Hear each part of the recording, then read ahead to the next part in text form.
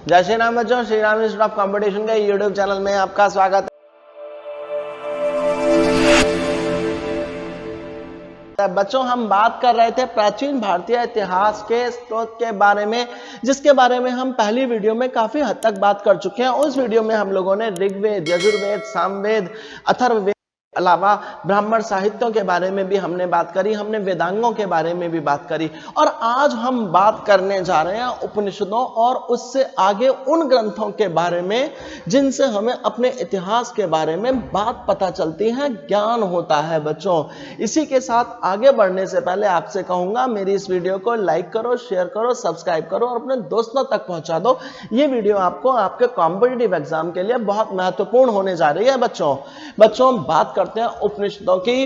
उपनिषदों का शाब्दिक अर्थ है पास बैठना, नजदीक बैठना। बच्चों, उपनिषद वो रहस्य, वो विद्या या परम विद्या है या ब्रह्म विद्या है जो शिष्य अपने गुरुजनों के पास बैठकर प्राप्त करते हैं। यानी उपनिषदों का अर्थ है नजदीक बैठना, समीप बैठना। बच्चों, उपनिषदों को अध्यात्म विद्या या पराविद्या की संज्ञा भी दी जाती है। बच्चों, उपनिषदों की कुल संख्या है 108, लेकिन प्रामाणिक उपनिषद केवल 12 माने जाते हैं। बच्चों, जो प्रमुख उपवेद है मैं आपको बता दूं, उपवेद आयुर्वेद, शिल्पवेद, धनुर्वेद और गंधर्व वेद है। बच्चों, अब अगर आप उपनिषदों की बात करो तो उपनिषदों में एक महत्वपूर्ण उपनिषद है जिसका नाम है मुंडक उपनिषद। बच्चों, हमारे देश का जो आदर्श वाक्य है सत्यमेव जयते, उसे मुंडक उपनिषद से ही लिया गया है। बच्चों, इसके साथ ही प्रतिशाख्य वैदिक शिक्षा संबंधित प्राचीनतम साहित्य है। बच्चों, सबसे बड़ा उपनिषद माना जाता है बृहदारण्योपनिषद। सबसे बड़ा उपनिषद कौन सा माना जाता है? बृहदारण्योपनिषद। ठीक है। और मुंडक उपनिषद से क्या लिया गया है? भारत का जो वाक्य है कौन सा? सत्यमेव जयते। बच्चों, इसके बाद बात आती है स्मृतियों की। स्मृतियों की रचना वेदांग या सूत्रों के बाद होती है। बच्चों, ठीक है। सबसे प्राचीन स्मृति मानी जाती है मनुस्मृति। मनुस्मृति की जो रचना है वो 200 बीसी से 100 बीसी के बीच में मानी जाती है। बच्चों, मनुस्मृति के रचनाकार या टीकाकार कौन है? भारुचि, गोविंदराज, कुल्लुक भट्ट और मेघा तिथि मनुस्मृति के रचनाकार माने जाते हैं। बच्चों, शुंग काल के मानक ग्रंथ का दर्जा मनुस्मृति को दिया जाता है। यहां पर मैं आपको बता दूं कि गुप्त काल के बारे में जो विस्तार पूर्वक जानकारी मिलती है वो मिलती है नारद स्मृति से। बच्चों, ठीक है। अब सूत्रों की बात। सूत्र 6ठी शताब्दी के बाद रचित हुए। बच्चों, सूत्र साहित्य की रचना का उद्देश्य कम से कम शब्दों में ज्यादा से ज्यादा बात कहने का प्रयास करना था। शब्द कम, बात ज्यादा। सागर में सागर भरने की कोशिश की गई थी सूत्रों के द्वारा। बच्चों, निरुक्त। बच्चों, जो निघंटु था वो क्लिष्ट वैदिक शब्दों का संकलन था। क्लिष्ट माने कठोर, बहुत ज्यादा टिपिकल, जो ना समझ में आए। इसकी व्याख्या करने के लिए महाकवि यास्क ने 5वीं शताब्दी में निरुक्त की रचना की थी। बच्चों, अब इसके बाद बात आते हैं हमारे भारतीय दर्शन के बारे में। बच्चों, हमारे ऋषि महर्षियों ने उपनिषद के दर्शन को 6 भागों में बांटा। कौन कौन से हैं ये दर्शन? देखिए, मैं आपको बता दूं। सबसे प्राचीन दर्शन माना जाता है महर्षि कपिल के सांख्य दर्शन को, जिसको आपके गौतम बुद्ध ने भी, हमारे गौतम बुद्ध ने भी पढ़ा और उनके गुरु आलार कलाम ने उनको सांख्य दर्शन की शिक्षा दी थी। ठीक है बच्चों।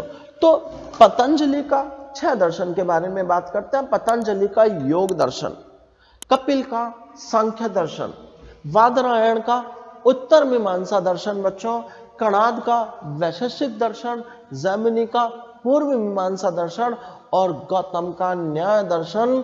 यानी इन्हें षड दर्शन कहा जाता है। और ऋषि महर्षियों ने उपनिषदों के दर्शन को 6 भागों में बांटा है और वो 6 भाग यानी 6 दर्शन ये हैं। बच्चों, ठीक है। अब हम बात करते हैं, पतंजलि पुष्यमित्र शुंग के पुरोहित थे। पतंजलि पुष्यमित्र शुंग के पुरोहित थे। तो इन्होंने एक पुस्तक लिखी थी जिस पुस्तक का नाम है महाभाष्य। तो महाभाष्य से हमें किसके बारे में पता चलेगा? पुष्यमित्र शुंग और शुंग वंश के इतिहास की जानकारी हमें किससे मिलती है? महाभाष्य से मिलती है। बच्चों, संस्कृत भाषा व्याकरण की सबसे पहली पुस्तक मानी जाती है अष्टाध्यायी। ये बहुत पूछे जाने वाले क्वेश्चंस में से है। अष्टाध्यायी को संस्कृत व्याकरण की सबसे पहली पुस्तक माना जाता है बच्चों। और अष्टाध्यायी के रचनाकार कौन है? पाणिनि। अष्टाध्यायी नामक पुस्तक के लेखक कौन है? पाणिनि। क्या है अष्टाध्यायी? संस्कृत भाषा व्याकरण की सबसे पहली पुस्तक मानी जाती है बच्चों अष्टाध्यायी से हमें मौर्य युग और उसके पूर्व के इतिहास के बारे में, साथ ही मौर्यों के राजनीतिक व्यवस्था के बारे में हमें जानकारी मिलती है। किससे? अष्टाध्यायी से बच्चों। अष्टाध्यायी का जो काल माना जाता है वो 400 BC माना जाता है, 400 BC। इसी के साथ हम बात करते हैं गार्गी संहिता की बच्चों। गार्गी संहिता क्या है? गार्गी संहिता एक ज्योतिष ग्रंथ है। इसके लेखक कौन है? कात्यायन, महर्षि कात्यायन। इससे हमें भारत में होने वाले यूनानी यानी यवन आक्रमणों के बारे में जानकारी प्राप्त होती है। गार्गी संहिता से भारत पर होने वाले यवन आक्रमणों के बारे में बात चलती है। अब वो चीज जिनसे भारत का बच्चा बच्चा परिचित होता है बच्चों, हमारे महाकाव्य है।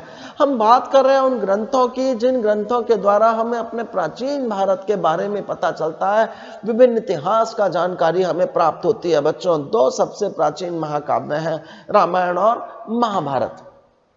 ठीक है, रामायण और महाभारत। बच्चों, रामायण के रचयिता हैं महर्षि वाल्मीकि। यहीं पर मैं एक बात और उल्लेखनीय बता दूं आप लोगों की, रामायण के वाल्मीकि और रामचरितमानस के महर्षि तुलसीदास बच्चों। 5वीं शताब्दी में संस्कृत भाषा में रामायण की रचना हुई बच्चों। इसमें शुरुआती काल में लगभग 6000 श्लोक थे। थोड़ा आगे चलकर इसमें 12000 हुए और फिर उसके बाद 24000 श्लोक हो गए। रामायण को चतुर्विंशति सहस्त्री संहिता का नाम भी दिया गया। चतुर्विंशति सहस्त्री संहिता रामायण को नाम दिया गया। ठीक है बच्चों। इसके बाद दूसरी बात आती है महाग्रंथ की, महाभारत की बच्चों। महाभारत के रचयिता कौन? महर्षि वेदव्यास बच्चों। शुरुआती काल में महाभारत को जय संहिता भी कहा जाता है। ठीक है, आगे चलकर इसका फारसी अनुवाद होगा जिसे रचनामा के नाम से भी जाना जाता है बच्चों। तो इसका रचना काल हुआ 400 BC। महाभारत में मुख्य रूप से 8800 श्लोक थे बच्चों और महाभारत को जय संहिता भी कहा जाता है। अब इसके बाद इसके श्लोकों की संख्या 24000 हो गई बच्चों, तब इसे भारत कहा जाने लगा। ठीक है, तो महाभारत में मूलतः कितने श्लोक थे? 8800 श्लोक। तब क्या कहा जाता था? जय संहिता। उसके बाद 24000 होने के बाद इसका नाम क्या पड़ा? महाभारत पड़ा। और फिर और आगे चलकर बच्चों इसके अंदर लगभग 24000 से बढ़कर 1 लाख श्लोक हो गए। जब 1 लाख श्लोक हो गए तो इसका नाम शतसहस्त्री संहिता। शतसहस्त्री संहिता। और फिर अंत में सबसे लास्ट में जो प्रचलित नाम है वो क्या हो गया? आखिरकार महाभारत हो गया। तो ये बात थी ब्राह्मण साहित्यों की। अब बात करते हैं ब्राह्मणेतर साहित्यों की, जिनमें मुख्य रूप से शामिल है बौद्ध साहित्य और जैन साहित्य बच्चों। जैन और बौद्ध साहित्य मुख्य रूप से ब्राह्मणेतर साहित्य में शामिल किए गए हैं। बौद्ध साहित्य में सबसे प्राचीन ग्रंथ है त्रिपिटक। आपको जब बौद्ध गुरु के बारे में बताया गया था, महात्मा बुद्ध के बारे में बताया गया था, तब भी आपको बताया गया था कि त्रिपिटक यानी पिटक का अर्थ होता है टोकरी, और पिटक है 3, विनय पिटक, सुत्त पिटक और अभिधम्म पिटक बच्चों। सुत्त पिटक महात्मा बुद्ध के धार्मिक विचार और उपदेशों का संकलन है बच्चों। ठीक है, इसमें सबसे जो श्रेष्ठ दर्जा दिया गया है ना, वो त्रिपिटक को ही दिया गया है बच्चों। ठीक है, सुत्त पिटक। ठीक है, ठीक क्या बोला मैंने? बौद्ध साहित्य में सबसे प्राचीन है त्रिपिटक। ठीक, सुत्त पिटक, विनय पिटक, अभिधम्म पिटक। सुत्त पिटक महात्मा बुद्ध के धार्मिक विचारों का संकलन है। त्रिपिटकों में श्रेष्ठ का दर्जा किसको दिया गया है? सुत्त पिटक को दिया गया है बच्चों। सुत्त पिटक को बौद्ध धर्म का एनसाइक्लोपीडिया भी कहा जाता है। बौद्ध धर्म का एनसाइक्लोपीडिया कौन? सुत्त पिटक। अब इसके बाद बात आती है बच्चों विनय पिटक की। जो मठ में रहने वाले बौद्ध भिक्षु हैं, उनके जो अनुशासन है ना बच्चों, वो दिए गए हैं विनय पिटक में। बौद्ध भिक्षु जो मठ में रहते हैं और उनसे संबंधित अनुशासन की जो जानकारी मिलती है वो किससे मिलती है? विनय पिटक से मिलती है। इसी के साथ बच्चों अभिधम्म पिटक में बौद्ध दर्शन की दार्शनिक व्याख्या मिलती है बच्चों।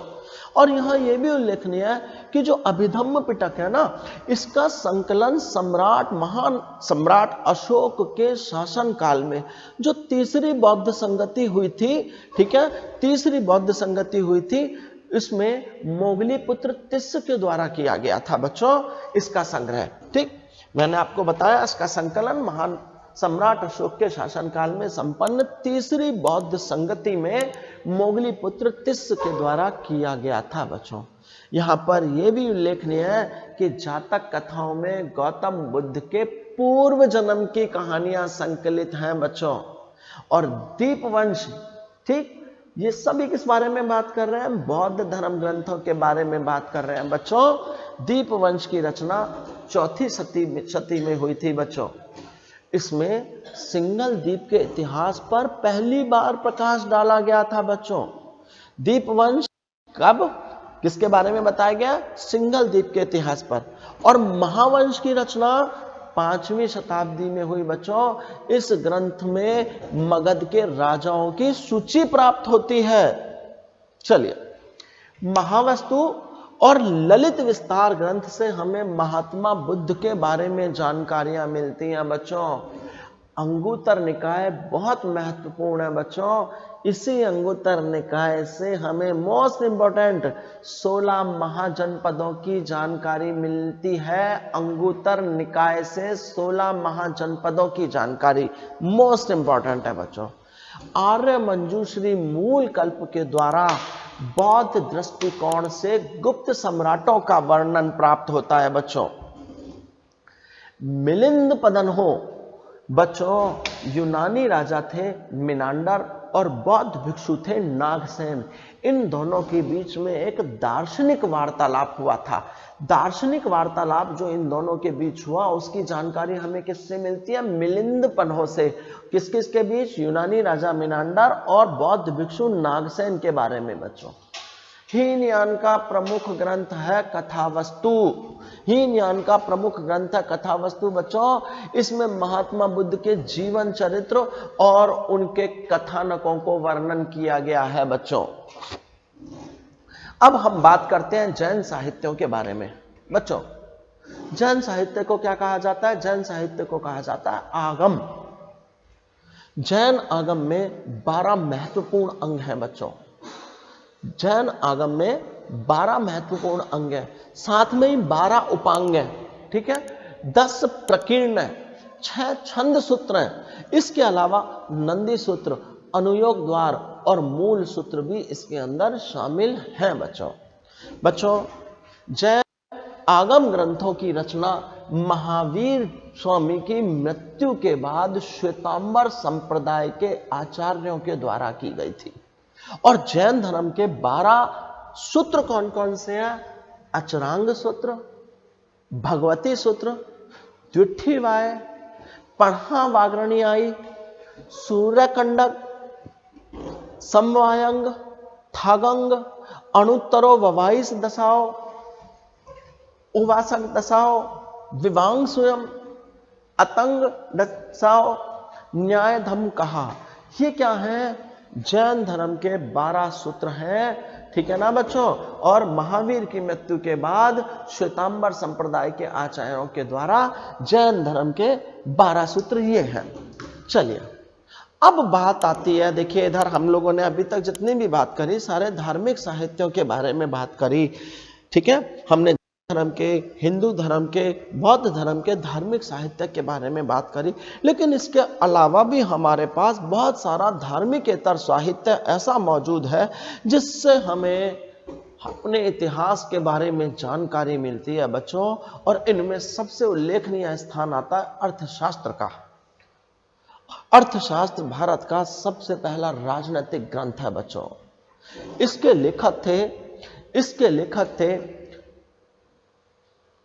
कूटनीतिज्ञ चाणक्य यानी विष्णुगुप्त यानी चंद्रगुप्त मौर्य के गुरु। बच्चों, चंद्रगुप्त मौर्य के गुरु कौटिल्य यानी चाणक्य यानी विष्णुगुप्त के द्वारा रचित किताब का नाम है अर्थशास्त्र, जो राजनीति शास्त्र पर प्रकाश डालती है बच्चों। ठीक है, अर्थशास्त्र से हमें मौर्यकालीन इतिहास के बारे में पूरी जानकारी मिलती है और राजनीतिक व्यवस्था के बारे में जानकारी मिलती है बच्चों। अर्थशास्त्र में 15 अधिकरण है बच्चों, 15 अधिकरण है अर्थशास्त्र में, 180 प्रकरण है। इसी के साथ विशाखादत्त के द्वारा रचित मुद्रा राक्षस से भी हमें मौर्यकालीन इतिहास के बारे में पता चलती है। तो क्वेश्चन आता है कि बताइए मुद्रा राक्षस के लेखक कौन है? विशाखादत्त बच्चों। इसी के साथ कथासरित सागर जिसके लेखक है सोमदेव, इससे भी हमें मौर्यकालीन इतिहास के बारे में पता चलता है बच्चों। हर्षचरित्रम किसने लिखी? बाणभट्ट ने लिखी बच्चों। और बाणभट्ट के द्वारा जो रचित हर्षचरित्रम है, उससे हमें किसके बारे में पता चलता है? राजा हर्षवर्धन के बारे में विस्तृत जानकारी मिलती है। यानी अलग अलग पुस्तक जो धर्मों से संबंधित नहीं है बच्चों। विक्रमांक देव चरित्रम नामक पुस्तक के लेखक हैं विल्हण। विक्रमांक देव चरित्रम नामक पुस्तक के लेखक हैं विल्हण। और इस पुस्तक से हमें पता चलता है चालुक्य नरेश विक्रमादित्य के बारे में। ठीक, इसी के बाद मैं आपको बता दूं राजतरंगिणी संस्कृत साहित्य में ऐतिहासिक घटनाओं को क्रमबद्ध ढंग से समेटने का जो सबसे पहला प्रयास किया गया वो किया गया कल्हण के द्वारा। और कल्हण के द्वारा रचित पुस्तक का नाम क्या है? राजतरंगिणी। और यहां पर सबसे महत्वपूर्ण उल्लेखनीय है कि कल्हण की पुस्तक राजतरंगिणी से ही हमें कश्मीर के राजाओं का इतिहास पता चलता है बच्चों। ठीक है, कश्मीर के राजाओं का इतिहास किससे पता चलता है? राजतरंगिणी में बच्चों। पुष्यमित्र शुंग के पुरोहित थे पतंजलि। पतंजलि ने पुस्तक की रचना की जिस पुस्तक का नाम है महाभाष्य।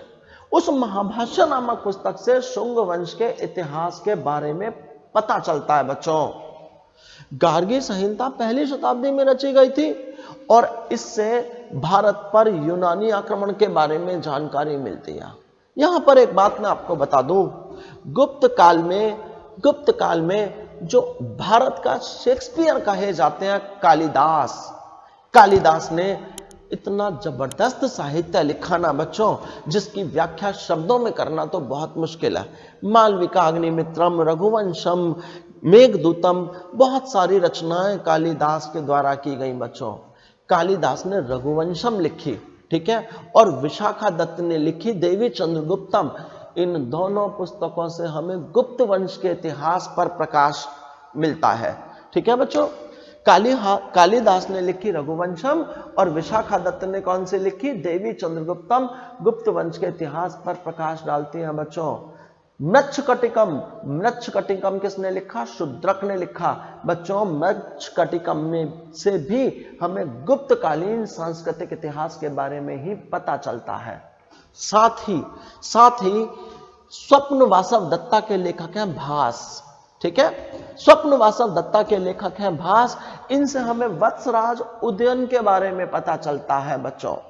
चौथी शताब्दी में कालिदास ने मालविका अग्निमित्रम, बहुत इंपॉर्टेंट, मालविका अग्निमित्रम किसके द्वारा रचित है? कालिदास के द्वारा रचित है। कब रची गई? चौथी शताब्दी में रची गई बच्चों। और इसमें शुंग वंश के इतिहास पर प्रकाश डाला गया है। इसमें शुंग वंश के इतिहास पर प्रकाश डाला गया है। तो बच्चों, हमारे ब्राह्मण साहित्य और जैन साहित्य, बौद्ध साहित्य, सभी और ब्राह्मणेतर साहित्य, लगभग हमने सभी साहित्यों के बारे में बात कर ली। तो इसी के साथ वीडियो समाप्त होती है। बहुत ही जल्दी मैं आप लोगों को नई वीडियो के साथ मिलता हूं। जय श्री राम, जय हिंद बच्चों। मेरे इस चैनल को लाइक करो, शेयर करो, सब्सक्राइब करो। बहुत जल्दी मिलते हैं। जय श्री राम।